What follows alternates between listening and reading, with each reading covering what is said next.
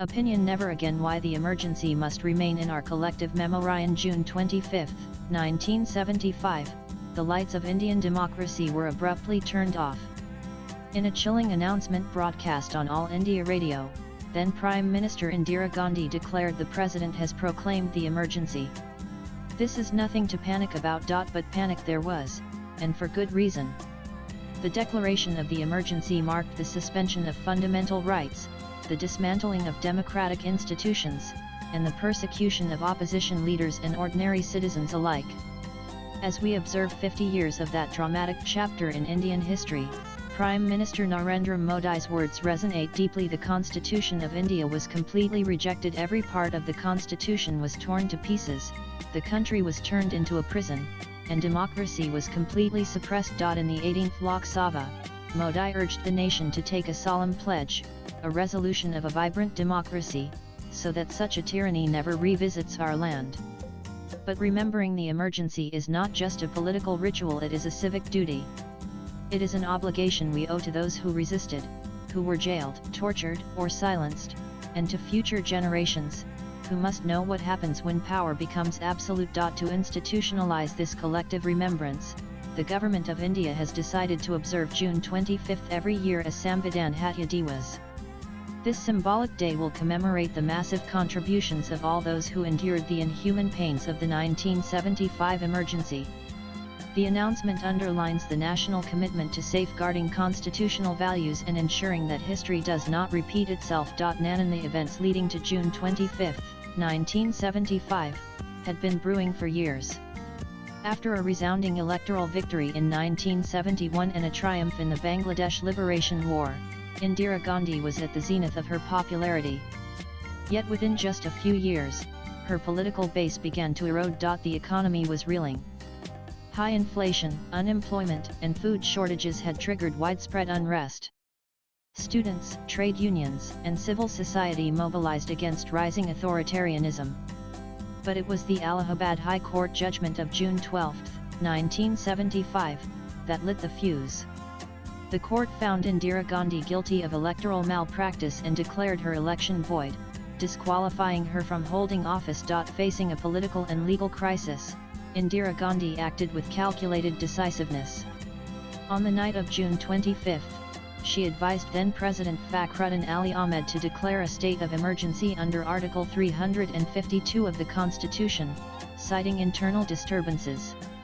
Her close aide and then West Bengal Chief Minister Siddhartha Shankar Ray reportedly drafted the request, laying the legal foundation for a move that would bypass Parliament, the judiciary, and the people. Nanan, the emergency, which lasted from June 25, 1975, to March 21, 1977, was arguably the most totalitarian phase in the history of independent India.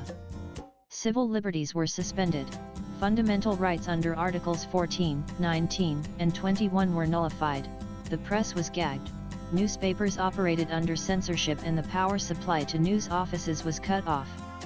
Nothing could be published without government approval. The only television channel, Doordarshan, became the mouthpiece of the ruling regime. The political opposition was decapitated overnight. Arrests were swift and sweeping. Jayaprakash Narayan, Atal Bihari Vajpayee, Raghunath Singh, Morarji Desai, L.K. Advani, George Fernandez, and Chaudhry Charan Singh were all jailed. Thousands of student activists, including Arun Jaitley, Lala Prasad Yadav, Nitish Kumar, and Ram Vilas Paswan, were imprisoned. Countless others went underground or lived in fear. Under the draconian maintenance of Internal Security Act (MISA), arrests could be made without a warrant or trial. Sanjay Gandhi, Indira's son, and an unelected power center, oversaw mass sterilization drives and slum demolitions that devastated poor communities in the name of urban beautification. Those who resisted were silenced, often brutally. In jails and police stations, torture became routine. The judiciary too buckled under pressure. In a stunning judgment in the ADM Jabalpur case, the Supreme Court ruled that citizens had no remedy even if illegally detained. Nanan, many who lived through the emergency still bear its scars. A former student activist, then 17, recently recounted how he was arrested, tortured, and jailed for publishing a small underground newspaper supporting JPS movement. "I shall never forget those dark days," he said, echoing the trauma of thousands who stood up against authoritarianism. He was associated with the Akhil Bharatiya Vidyartha Parishad ABVP, the student wing of the RSS, one of the few organized forces that resisted the emergency. This is not just the story of one person, it is the story of a generation that was robbed of its voice, its rights, and its future for 21 months. Nanan in January 1977, sensing growing unrest and under the illusion that her popularity would secure her return, Indira Gandhi announced fresh elections. But the people of India spoke with resolute clarity. The Congress party suffered a historic defeat. Indira Gandhi herself lost in Raebareli to Raj Narain, the very man who had challenged her election. The Janata Party, a coalition of opposition forces, swept to power. Morarji Desai became the first non-Congress Prime Minister.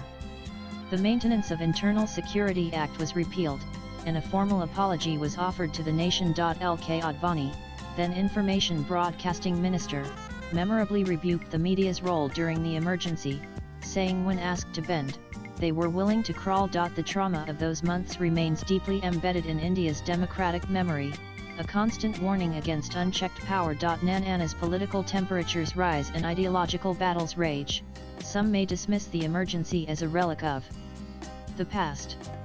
But history is not just about what happened, it's about what could happen again. Democracies don't die in a day, they erode when citizens forget how hard they had to fight to preserve them. The lessons of the emergency are eternal. Nanan India is, and must remain, the mother of democracy, as Speaker Om Birla reminded Parliament. For that, we must nurture constitutional values with unwavering vigilance. Nanan Prime Minister Modi aptly said, the new generation of India will never forget that the constitution was torn to pieces.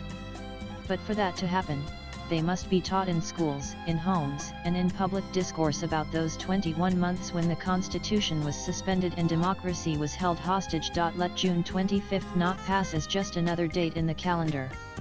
Let it stand as a day of national remembrance, a reminder that democracy is fragile, that freedom is precious, and that the cost of silence can be too high. The government's move to institutionalize June 25 as Samvidhan Hatya Divas is a powerful step in that direction. It is more than a symbolic gesture, it is a civic warning and a democratic commitment. It ensures that we, as a nation, do not forget and do not forgive the betrayal of the constitutional order. As India marches toward its centenary of independence in 2047, the emergency must serve as a stark cautionary tale. We must renew our pledge not merely to oppose dictatorship, but to champion liberty, protect institutions, and give voice to the voiceless. Swipe left for next video. Only then can we truly say never again. Nan the writer is a technocrat, political analyst, and author. He pens national, geopolitical, and social issues. His social media handle is Prasenjitanth. Views expressed in the above piece are personal and solely those of the author. They do not necessarily reflect NEWS18's views. Latest blogs.